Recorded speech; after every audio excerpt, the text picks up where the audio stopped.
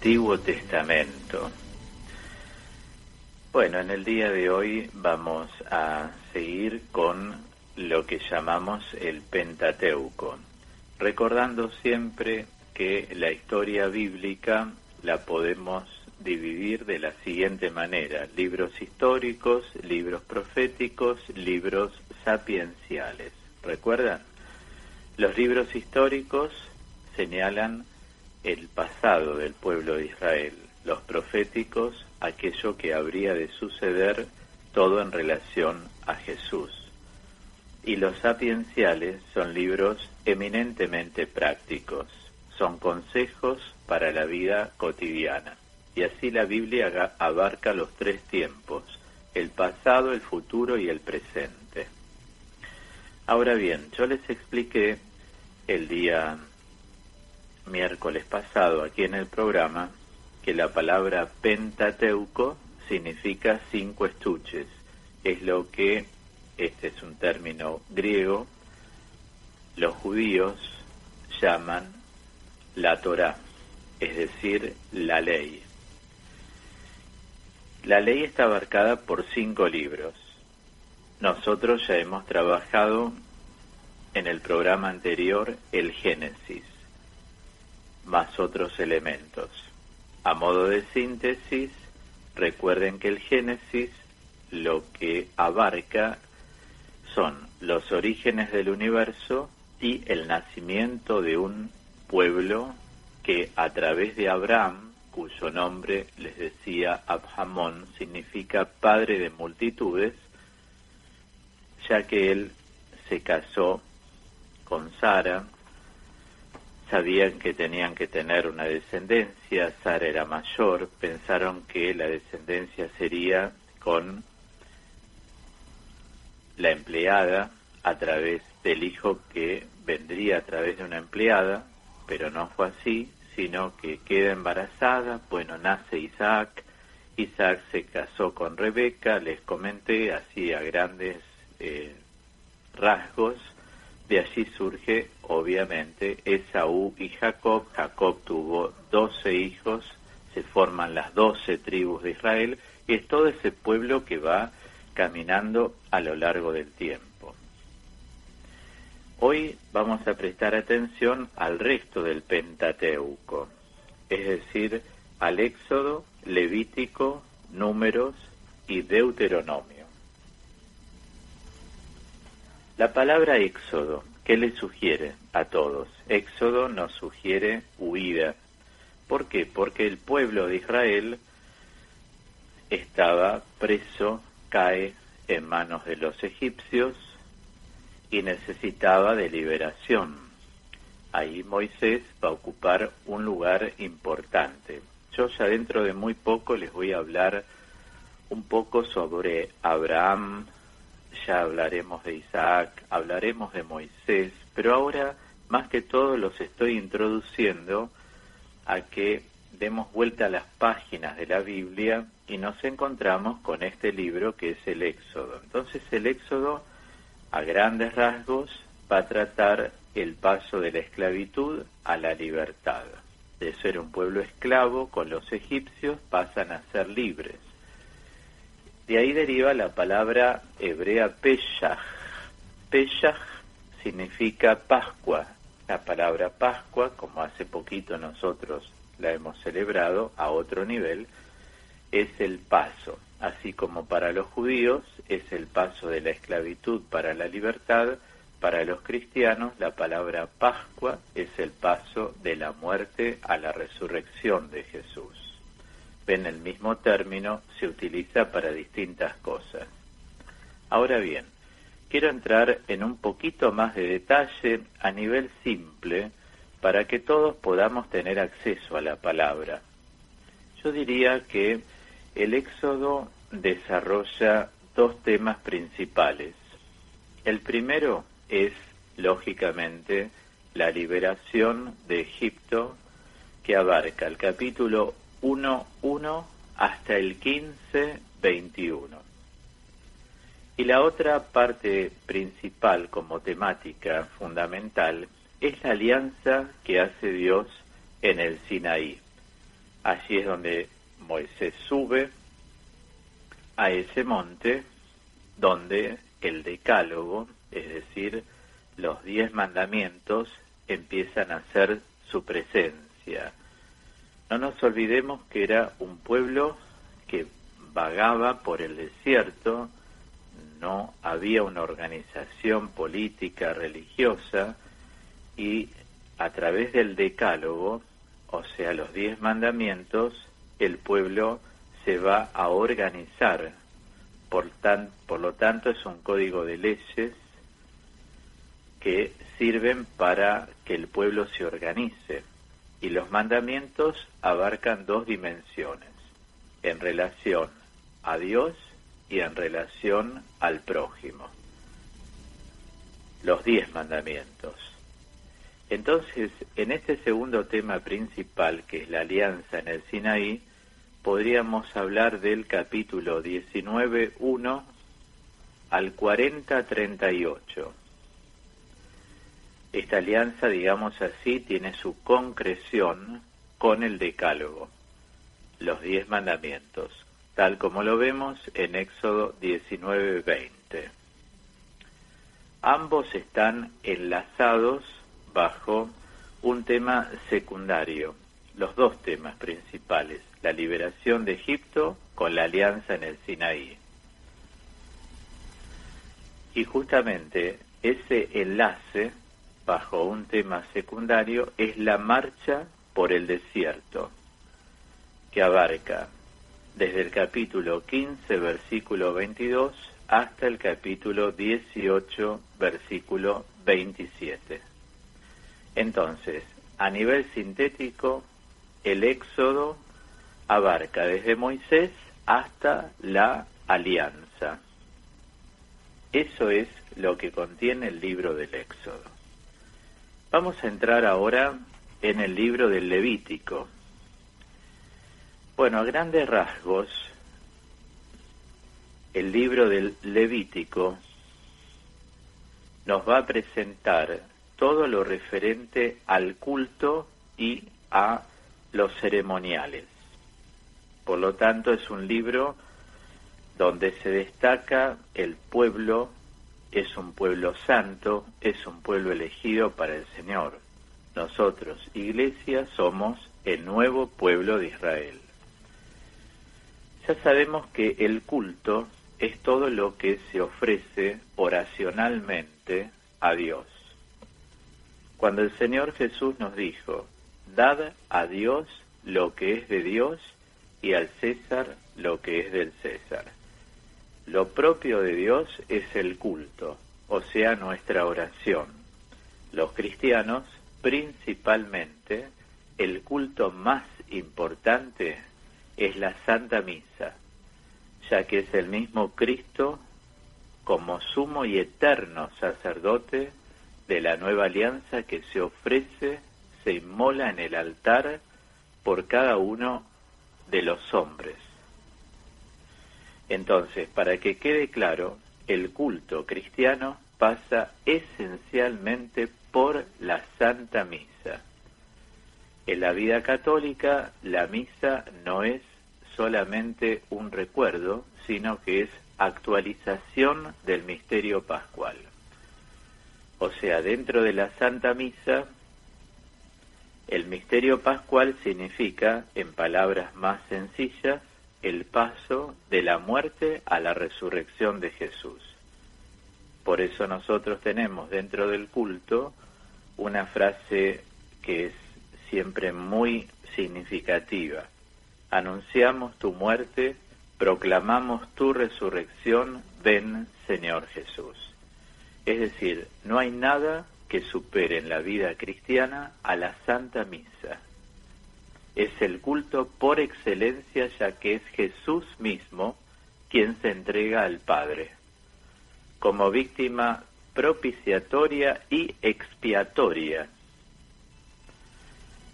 Propiciatoria significa que nos propicia en cada misa la eternidad. Cada Eucaristía, como decía el beato Carlo Acutis, es un anticipo del paraíso. Y como víctima expiatoria significa que en cada misa el Señor se entrega perdonando los pecados de los hombres. Se dan cuenta lo que abarca el culto y qué es la misa, que no es un mero ritual, sino que la misa realmente es un misterio pascual. Bueno, entonces en el Levítico, ahora vuelvo al Antiguo Testamento, pero para evitar confusiones, es que aclaro en primer lugar, ya que somos cristianos católicos, la importancia que tiene la Santa Misa. Ahora, todo el culto dentro del pueblo judío está más bien abarcado por salmos, salmos de alabanza a Dios, los cuales nosotros también los tenemos incluidos. Por eso dentro de la misa tenemos un gran bloque que es la liturgia de la palabra, todo lo que se hace en torno a la palabra de Dios, Antiguo y Nuevo Testamento, y tenemos también la liturgia de la Eucaristía, todo lo que se celebra en función del cuerpo y la sangre de Jesús. Ahora, ¿qué es un ceremonial? Para hablar de ceremonial tengo que remitirme directamente a la palabra ceremonia. Cuando les dije en el Levítico vemos todo lo referente al culto y ceremoniales, o sea, era muy importante para el pueblo de Israel organizar su liturgia, cómo vamos a alabar a Dios, cómo se organiza nuestra oración. Bueno, les aclaro un poquito. La palabra ceremonia es todo lo que pertenece, digamos, al ejercicio externo de la religión, es decir, abarca las actitudes, abarca los gestos, abarca los movimientos. Pensemos en algo que nosotros lo tenemos como a flor de piel. En nuestras liturgias, lo ceremonial tiene que ver con las manos hacia lo alto cuando rezamos el Padre Nuestro, nos ponemos de rodillas cuando se consagra el pan en el cuerpo y el vino en la sangre del Señor. Por otro lado, nos ponemos de pie para escuchar la palabra de Dios. Significa vivo, estoy vivo para Dios. Nos sentamos para meditar la palabra, etcétera. Hay actitudes, hay gestos, hay movimientos. Es todo entonces lo que pertenece al ejercicio externo de la religión. En el himno de tercia, en la liturgia, se suele cantar en la vida de la Iglesia, publiquen esta alabanza la boca, la lengua, el entendimiento, los sentidos, la fortaleza. ¿Ven? Esto de publiquen esta alabanza es propio de lo ceremonial, El Levítico es de carácter casi exclusivamente legislativo, porque vemos todo lo referente a los sacerdotes de la tribu de Leví, o sea, las leyes que debían conocer, las leyes de las cuales debían practicar, digamos, ¿no? Las cuales debían practicar, las leyes que tenían que enseñar. Y todo esto contiene, a mi entender, tres grandes partes. Por un lado, la ley de los sacrificios que se deben ofrecer a Dios. Esto lo vemos en Levítico, por eso de ahí Leví, todo lo sacerdotal, capítulos 1 al 8. Por otro lado, la ley referente a lo puro y a lo impuro que establece este libro abarca los capítulos 15 al 16. Y por otro lado, vemos acá en el Levítico la ley de la santidad, abarca los capítulos 17 al 26. 3 tipos de leyes: la de los sacrificios, aquella inherente a lo puro y a lo impuro, y la ley de la santidad. Quiero decirles también que el Levítico fue redactado en forma definitiva durante el destierro a Babilonia. Entonces, estamos hablando del año 587, antes de Cristo, por supuesto, y sin duda, de acuerdo con lo que contiene el Levítico, nos damos cuenta que interrumpe la narración de los sucesos. Y también en el capítulo 8 al 10 contiene el ceremonial de investidura de los sacerdotes aplicado a Aarón y a sus hijos.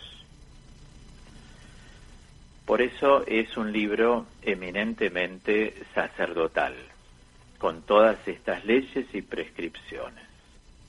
Vamos a pasar ahora al libro de los números. ¿Qué le sugiere la palabra números? Cada uno piense un poquito más. ¿Qué le sugiere la palabra números? Números, cantidad, ¿no es cierto? Bueno, en realidad los números van a hablar de la marcha hacia la tierra prometida. Acá, el libro de los números, si ustedes prestan atención, es un libro que nos relata cómo se reanuda la marcha por el desierto desde el Sinaí hasta Moab. La partida desde el Sinaí se prepara con un censo del pueblo, por eso números. Ese censo lo vemos desde el capítulo 1 hasta el 4. También dentro de los números encontramos las grandes ofrendas con motivo de la dedicación de la tienda, como lo establece el capítulo número 7. Ahora, después de celebrar la segunda Pascua, el segundo año, dejan el Monte Santo. Esto también lo va relatando el libro de Números entre los capítulos 9 y 10. Y van llegando así las caravanas por etapas a Cadés, que es donde se realiza un intento desafortunado, diría, de penetración en Canaán por el sur, como lo establece la Escritura, ¿no? Esto lo vemos en el capítulo 11 al 14. No pudieron entrar. Ahora, después de haber permanecido un largo tiempo en Cadés, vuelven a, digamos así, ponerse como en camino, retoman el viaje y llegan a las estepas de Moab, frente a Jericó, como lo vemos en los capítulos 20 al 25. Vencen a los madianitas y las tribus de Gad y de Rubén se establecen en la Transjordania, lo dice el capítulo 31 al 32. Es como un viaje que estamos haciendo, como les anticipé siempre. Luego, en una lista se resumen las etapas del éxodo que hicieron los judíos, como lo vemos aquí en el capítulo 33. Bueno, en torno a estos relatos se agrupan nuevas disposiciones que completan la legislación del Sinaí o que preparan el establecimiento en Canaán. Esto lo vemos claramente en los capítulos 5 al 6, en el 8, luego del 15 al 19, luego del 26 al 30 y luego del 34 al 36. Por lo tanto, números siempre nos tiene que sugerir un caminar, una cantidad de personas, lo que van a hacer, quieren entrar a una tierra prometida, hacen los primeros intentos, no pueden, porque lógicamente son tierras que tenían habitantes y la gente defiende sus tierras. ¿Me comprenden? Vamos a entrar entonces ahora al libro del Deuteronomio. Hasta ahora vimos Génesis, Éxodo, Levítico, Números, y entramos ahora en Deuteronomio, donde nos vamos a encontrar con la alianza, que es un regalo y a su vez es un compromiso. Por eso quiero aclararles lo siguiente. La palabra Deuteronomio deriva de dos términos griegos. Deuteros significa segunda, nomos significa ley. Entonces, el Deuteronomio es una segunda ley. ¿Por qué es una segunda ley? Porque la primera ley se establece que es el conjunto de mandamientos, el decálogo. Ahora, el Deuteronomio es un código de leyes intercaladas atribuidas a Moisés. Estas leyes son civiles y religiosas, porque no olvidemos que el pueblo se tenía que reorganizar políticamente y religiosamente. Esto lo encontramos desde el capítulo número 12 hasta el 26 en su versículo 15. Este código, quiero decirles, está intercalado en un gran discurso de Moisés. Ese discurso lo podemos apreciar entre los capítulos 5 y 11 y luego desde el capítulo 26, 16 y el capítulo 28. Este conjunto, por su parte, está precedido de un primer discurso de Moisés, este conjunto de leyes. Hay un primer discurso que lo observamos desde el capítulo 1 hasta el 4, y hay un segundo discurso que ya se desarrolla más en plenitud, y hay un tercero que lo encontramos entre los capítulos 29 y 30 del Deuteronomio. Y luego, hay trozos que se refieren a los últimos días de Moisés. O sea, ahí ya va a aparecer la misión de Josué, el cántico y las bendiciones de Moisés, hasta que llega a su muerte. Esto lo observamos entre los capítulos 31 al 34.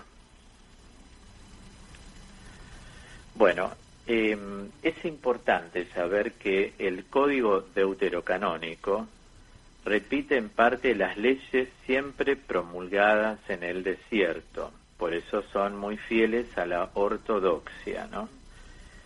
Y los discursos que encontramos en este libro del Deuteronomio recuerdan los grandes acontecimientos del Éxodo y del Sinaí y de la conquista que comienzan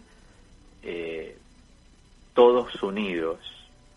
Es decir, son discursos que diría, por un lado, como acabo de decir, recuerdan los grandes acontecimientos del Éxodo, y por otro, deducen su sentido religioso, subrayan el alcance de la ley y además exhortan a la fidelidad.